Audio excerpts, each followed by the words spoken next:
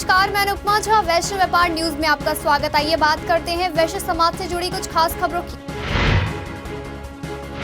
दिल्ली प्रदेश BJP के नवनिर्वाचित अध्यक्ष मनोज तिवारी ने प्रधानमंत्री नरेंद्र मोदी से मुलाकात की। वहीं दोनों के बीच दिल्ली की 2 करोड़ जनता से कैशलेस बैंकिंग योजना को सही रूप से लाने के लिए भी बातचीत हुई। साथ ही प्रधानमंत्री नरेंद्र मोदी ने दिल्ली की जनता को डीमोनेटाइजेशन पर सहयोग के लिए तहे दिल से शुक्रिया अदा भी किया।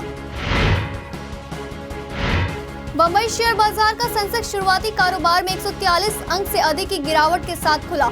कमजोर वृहद आर्थिक आंकड़ा और एशियाई बाजारों में मिले जुले रुख के बीच घरेलू बाजार में गिरावट आई। वहीं सेंसेक्स में 30 शेयर वाला सूचकांक 143.04 अंक 0.53% की गिरावट के साथ 26,604.14 अंक पर खुला। वहीं आईटी, रोजमर्रा के उपयोग का सामान बनाने वाली कंपनियों, बैंक, वाहन और रियलिटी कंपनियों के शेयर में गिरावट दर्ज की गई।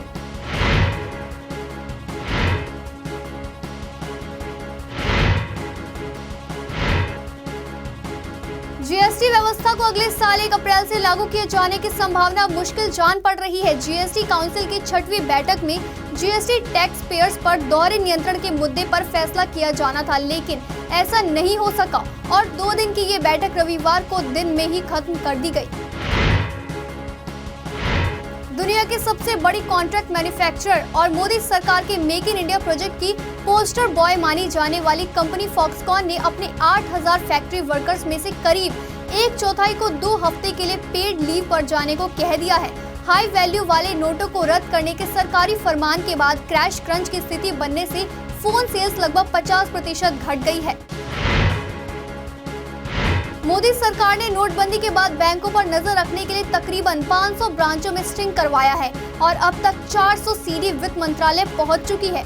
एक खबर के मुताबिक बैंकों में गड़बड़ियां जांचने के लिए प्रधानमंत्री नरेंद्र मोदी ने बैंकों की 500 ब्रांचों में स्टिंग करवाए हैं, जिसमें सरकारी और निजी दोनों बैंक शामिल हैं। नोटबंदी के ऐलान के बाद देश में कैशलेस इकोनॉमी को बढ़ावा देने के लिए एक के बाद एक प्रयास किए जा रहे हैं। अब ऐलान किया गया है कि देशव्यापी टोल फ्री हेल्पलाइन नंबर 1444 शुरू किया जाएगा, जो लोगों को नकदी विहीन लेन देन के प्रति शिक्षित करेगा और जरूरी मदद मुहैया कराएगा।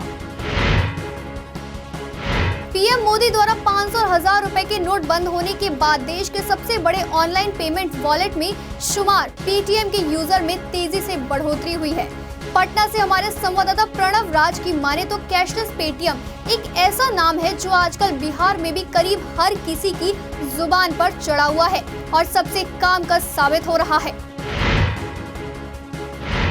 सरकार 9 नवंबर से पहले छपे 500 और 1000 के नोटों की वैधता को समाप्त करने के लिए संभवतः भारतीय रिजर्व बैंक कानून में संशोधन करेगी। आगामी बजट में इसका उल्लेख किया जाएगा। वहीं सूत्रों ने कहा कि नोटबंदी की प्रक्रिया के तहत 500 और 1000 के नोट को अवैध करार देने के लिए कानून की जरूरत होगी। इसे 31 मार्च से पहले प्रभावी किया जाएगा।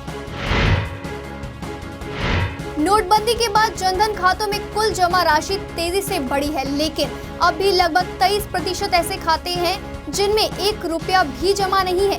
वित्त मंत्रालय की ओर से जारी आंकड़ों के मुताबिक 7 दिसंबर को समाप्त सप्ताह के दौरान 25.8 करोड़ जनधन खातों में 288 करोड़ रुपए जमा हुए और इस प्रकार जनधन खातों में कुल जमा राशि 74,610 करोड़ रुपए हो गए।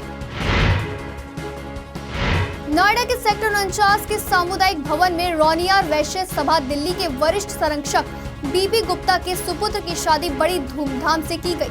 इस मौके पर नव वर वधू को आशीर्वाद देने पहुंचे आरवीएस टीम के दोनों मुखिया महासचिव राजेश शंकर गुप्ता और संयोजक राजीव रंजन गुप्ता ने उनके साथ फोटो खिंचवाकर सभी को हैरान कर दिया। वहीं इस मौके पर वैश्य व्यापार न्यूज के सीईओ विजय गुप्ता, युवा मंच अध्यक्ष संजीव गुप्ता, युवा मंच महासचिव विशाल गुप्ता, पश्चिमी जिला अध्यक्ष संतोष गुप्ता, सुधा गुप्ता, महिला अध्यक्ष सहित कई गणमान्य लोग भी मौजूद थे। आज के लिए वैश्य समाज से जुड़ी खास खबरों में बस इतना ही। फिर लौटेंगे कुछ और बड़ी खबरों के साथ। तब तक के लिए देखते रहिए वैश्य व्यापार न्यूज। धन्यवाद।